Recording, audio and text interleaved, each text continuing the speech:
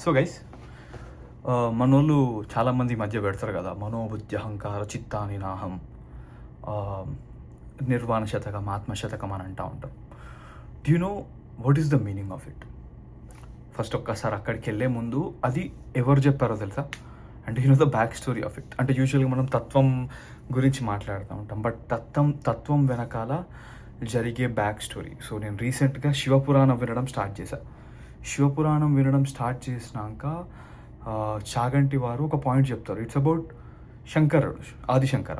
So Shankara is like the అపర శంకర, అంటే సాక్షాత్ శివుడే శంకరుని లెక్క వస్తాడు. అసలు దాని గురించి రీసెర్చ్ చేస్తే శంకరాచార్యుల శంకర విజయాన్ని అండ్ శివపురాణాన్ని ఇవి రెండింటిని తీసుకుంటే ఒక ఇంపార్టెంట్ ఆస్పెక్ట్ కనబడుతుంది. ఇట్స్ అబౌట్ గురు శిష్య పరంపర.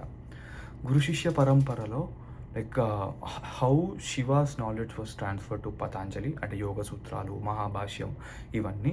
అండ్ ఆ పతాంజలి నుండి గౌడపాద అని ఒక ఆయన ఉంటాడు, అది there is a big story అనమాట. గౌడపాద నుండి గోవిందాచార్యులు, గోవింద భగవత్పాదుల దగ్గర నుండి, అండ్ గోవింద భగవత్పాదుల దగ్గర నుండి శంకరాచార్యులు. అసలు how that knowledge got transferred. And ఈ ప్రాసెస్ లోపల there is this thing called Chidambara రహస్యం. అసలు చిదంబరంలో ఏం జరిగింది, అండ్ చిదంబరంలో జరిగింది how it is related to Shankaracharya. And 8వ ఏట శంకరాచార్యుల వారు ఇట్లా కేరళను వదిలి కాలడి నుండి నర్మదా నది దగ్గరికి వెళ్ళినప్పుడు వాళ్ళ గురువు గారు గోవింద భగవత్పాదుల వారు ఒక మాట అంటారు, అసలు నువ్వెవరు నాయనా అని. Imagine an 8-year-old kid saying this. మనోబుద్ధి అహంకార చిత్తాని నాహం నచ శ్రోత్ర జిహ్వే నచ ఘ్రాణ నేత్రే నచ వ్యోమ భూమిర్న తేజో న వాయు చిదానంద రూప శివోహం శివోహం అని శంకరాచార్యులు అంటారు.